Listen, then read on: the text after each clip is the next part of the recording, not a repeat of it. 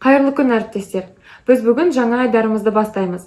Бұл айдар жас маманның зергері деп аталады. Бұл подкастта өте тәжірибелі ұстаздар өзінің қыр-сырымен бөлісетін болады. Педагогикалық жолындағы іс тәжірибелерін ортаға салады. Қазір бізде қонақта Айранбаева Жанна Өмірбекқызы өзінің іс тәжірибесімен бөлісетін болады. Сәлеметсіздер ме, құрметті оқырмандар. Данара атап өткендей, есімім Айранбаева Жанна Өмірбекқызы, 12-ші жалпы орта білім беретін мектебінің қазақ тілі және әдебиет пән мұғалімі боламын. Педагог зерттеушімін, филология ғылымдарының магистрі болып келемін. Рахмет, Жанна мұғалім. Енді сізге алғашқы сұрағымызды қойсақ. Ең бірінші, жас мамандардың жіберетін қателіктері қандай?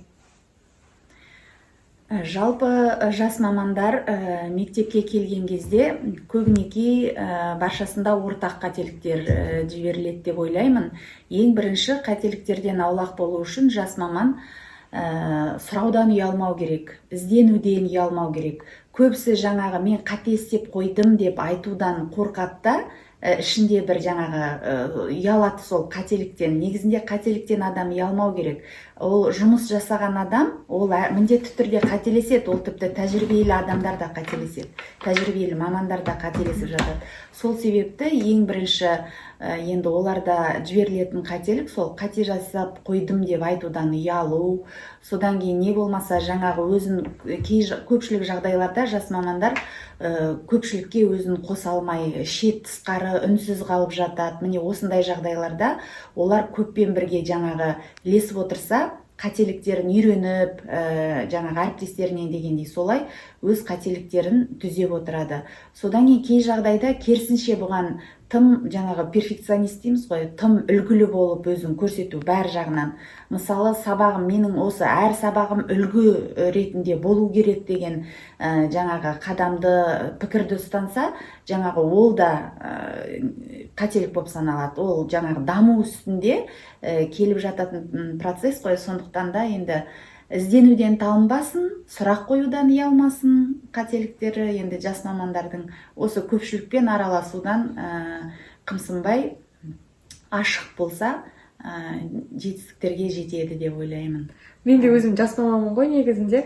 Сол кезде ең басында жұмысқа кірген кезде мен де қысылып, бір сұрауға ұялып, қазір маған ұрысып қоя ма, дұрыс істемесем осындай бола ма деген сұрақтар болатын енді өз ойымда да. Өз іс тәжірибемде де бар осындай.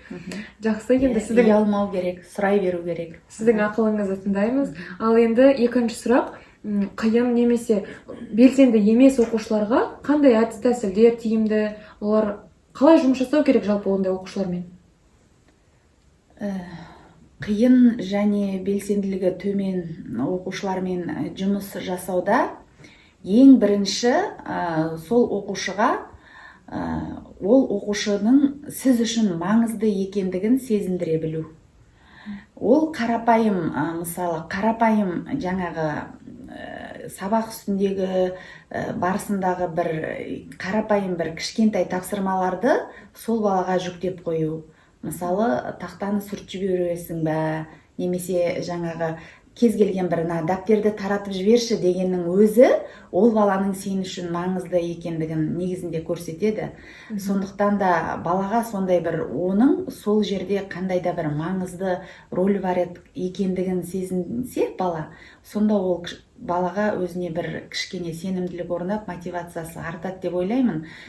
Және де ең бірінші ол баламенен жақсы танысып, ата-анасымен, сынып жетекшісімен жақсы қарым-қатынаста болу, және де ең бастысы жақсы көру, өзіңе тарту, қызығушылықты сол оятады деп ойлаймын, мадақтау, жаңағы бір бітти әр баланың бойында ол қиын немесе оның мотивациясы төмен деп қарауымызға болмайды ғой. Ол бәрімізде мотивация бірде көтеріліп, бірде түсіп тұрады ғой, өзі мотивация деген ұғым. Сондықтан да бір бітти жақсы қасиетін көріп, соны мадақтап, сол арқылы оқушының бойындағы жаңағы қызығушылығын арттыру, үмітін жағу, өзіне сенімділігін ояту, осы басты әрекет осы деп санаймын.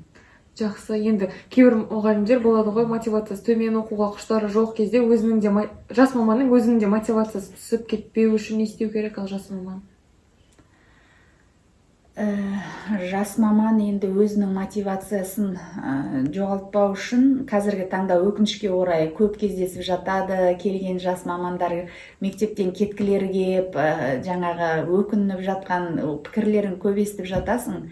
Енді өз мамандығын жақсы көру керек, негізінде біріншіден оқушыны жақсы көру керек, екіншіден жас маманға мотивациясын арттыру үшін бір күні бір оқушыдан естіген жақсы сөзін жылы жиі есіне түсіріп отырса деп ойлаймын. Немесе әріптесінен қандай да бір жылы пікір естісе, соны қайталап есіне түсіріп, соны ары қарай дамытып, бұдан да жақсы не істеуіме болады дегендей.